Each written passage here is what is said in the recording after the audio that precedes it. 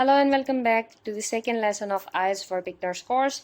From now onward, we will start discussing each component of IELTS in a little bit deeper detail, and we are starting with listening. So this is an introduction to IELTS listening. IELTS listening is basically one of the simplest components on the test in a way that you have better chances of scoring a higher band in IELTS listening, and this can eventually lead to a better overall score as well. So don't take IELTS listening for granted. Instead, make it work in your favor by practicing all the strategies and familiarizing yourself with the format and the test settings.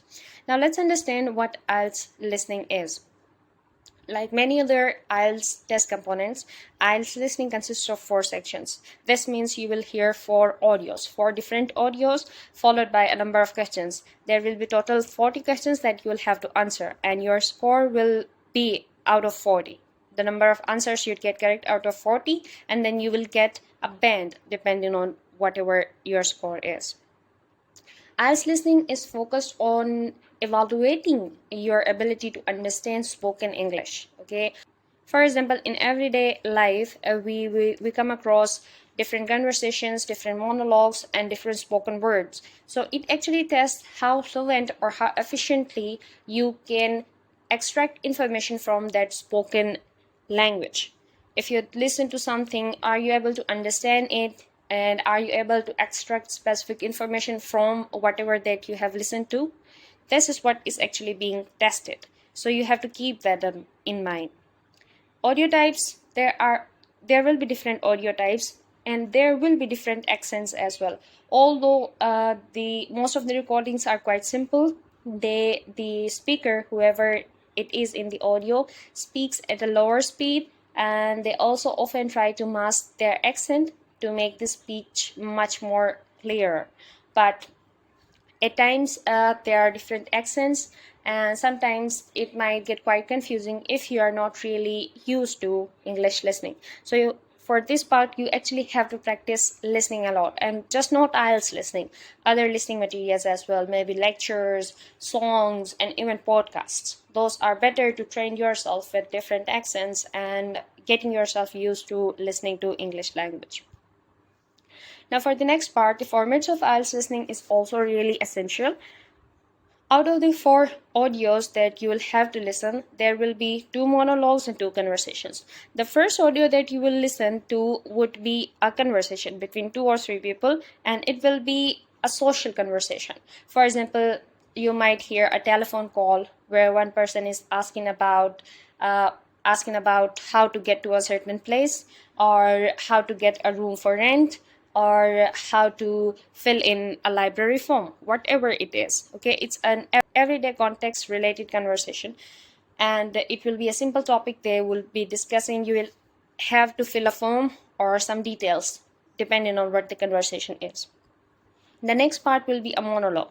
One person will be speaking, and it will be also about everyday context. They might be talking about their studies, their hobbies, or a problem they faced. It will be a monologue, so it will be easier for you to again extract information. But you have to be careful with that again. The third one will be again a conversation, but this will be an academic. This is for IELTS academic. Okay, for IELTS general training, you will have a similar pattern, but the audios will be much more related to professional and business world as well as everyday life contexts. For the third part, third conversation, in both tests, you might get an academic or training context conversation between 2 people. Again, it might be business related, it might be academic related, depending on what type of IELTS you are taking. The fourth one will be an academic lecture or a talk, a professional business talk. And again, one person will be speaking, and you will have to listen to that. On paper, if you are taking on paper IELTS test, there will be 30 minutes for you to listen to all these audios and go through these questions, and then there will be additional 10 minutes for you to transfer your answers from your question booklet to the answer sheet. However, on IELTS computer-based test, what you have to do is you have to select the options for each answer before progressing on to the next section. So I am not sure if you are getting additional time for that, which I don't think is applicable in that context. You will just have to mark the answers as you move on. You might get time to check your answers though. Let's move on to IELTS listening question types. There will be different question types that you will have to answer, and this is not like you will have only MCQs for the first conversation and only fill in the blanks for the next. No, there will be mix up of these type of questions in all sections, and you will have to answer each one of them, but there are different strategies for answering each type of question. Now let's get into detail of each type of question so we can understand them better.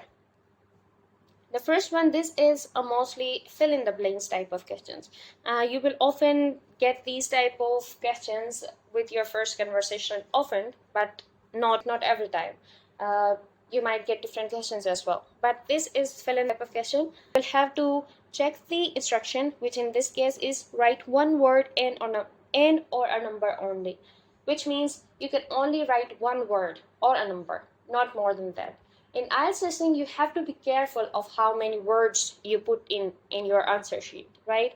If they have asked for one word, that is one word only. If you try two, and even if the answer is correct, you will lose your marks. This type of questions, what you actually do is you have to listen to the audio and then you have to follow along with the conversation. They will give all the information turn by turn. You will get the answer of the first question first and second question second. Keep that in mind. So if you'd miss the first question and you get the answer of the second question, move on to the third. Don't get stuck with the first one. You can eventually get some time to get back to the question that you have missed and just put in the best answer you can think of. The next question type is multiple choice, of course. In this type of question, you will get a statement and at least 3 to 4 options, and you would have to choose from them. Here we can see that it is a conversation related to new city developments, and we have to choose who gave the idea of the development among the 3 options. The next one, this one can be quite trickier. This is also related to a monologue where a person goes on speaking about a certain place and then you have to match it. This is also known as labeling diagrams, labeling maps, or just mix and match. Here in this example, you can see that here are a number of options for you. They are actually labeled as features: A, B, C, D, E, F, G, H, I. You have to select these options and match them next to the questions 15 to 20. So you have to select 5 options from these and you have to mark them from 15 to 20. In these type of questions, you do not have to worry about the order. Like you can write one feature first and the other next. There's no particular order for these, but what you have to be careful about is that you get the right features. For example, if waterways are mentioned, mountains are mentioned, you have to get them in the answer. You can mention mountains first and waterways later, doesn't matter, but get the correct option. The third one is, this is more like the multiple choice question, but instead of choosing one option, you have to choose 2. Sometimes you can even choose 3, and this will be like 3 answers. Okay, 23 and 24 both combined in a single statement. Which do the speaker says are the 2 reasons? So you have to select 2 options from A, B, C, D, E, and you have to write them in the specific answer boxes. This one is often seen at the end, like the 4th section, the 4th audio of the test. This is more of a sentence or summary completion. As you listen to the audio, you will fill in these blanks to complete the sentences. More discussion with blank, and then the statement continues.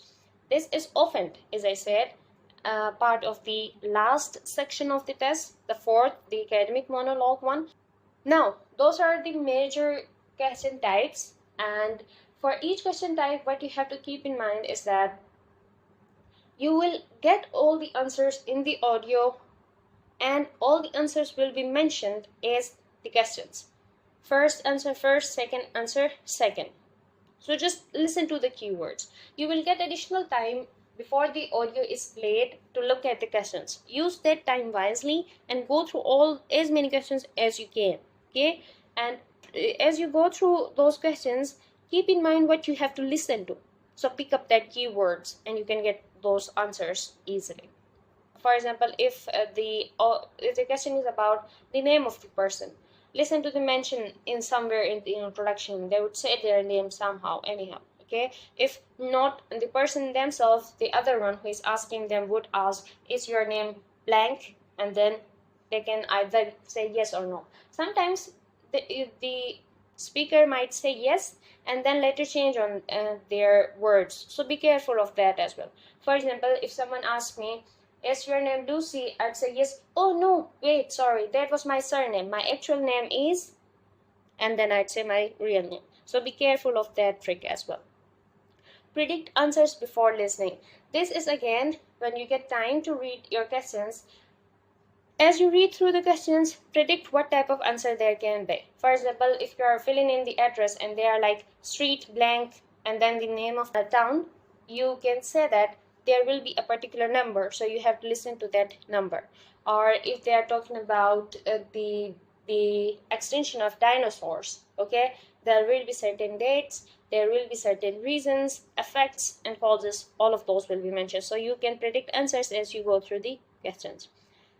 Last but not least, keep moving forward. Don't get stuck on one question. I have already told you that in IELTS, the answers follow a sequence. If you miss one answer, don't get stuck on that. If you do that, you'll miss all other answers as well. Just move on. Get as many answers as you can and don't panic. Now, tips for band 8 or band 9. Here are some tips for to aim for band 9. I got a band 9 with these tips so they can help you as well.